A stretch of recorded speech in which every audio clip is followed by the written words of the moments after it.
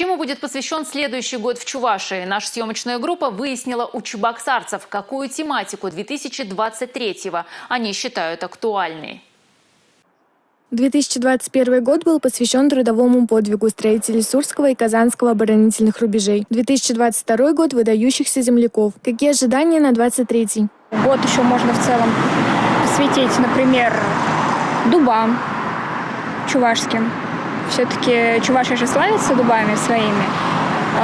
В языческое время же их тоже очень много сажали. До сих пор растут эти вековые дубы чувашской народной самой культуре и языку, потому что язык уже как бы считается умирающим, как мне известно. Поэтому хотелось бы, чтобы еще языку посвятили год. Может быть, врачам? Я считаю, они делают огромное дело, помогают людям. Я сама, как медицинский психолог, я вижу, как работают врачи, насколько у них большая нагрузка, и они это все вывозят. Я просто не устаю восхищаться ими.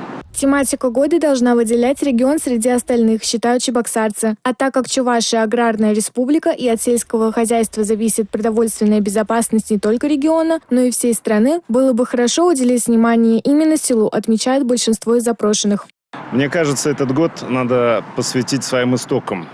Вернуться в деревню, к селу, жить нормальной, свободной такой сельской жизнью, дышать свежим воздухом, наслаждаться натуральными продуктами. Селом, само собой, там провести дорогу нужно обязательно. Можно было бы сделать год усовершенствования дорог в селах и деревнях. Чтобы больше народа узнало, какие места у нас в нашей республике есть.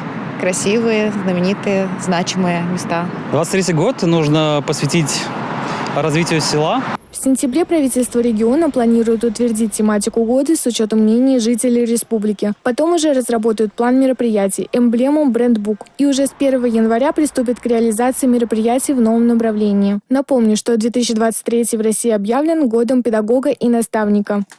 Анастасия Ушакова, Алексей Зотиков, Бахтияр Велиев, Республика.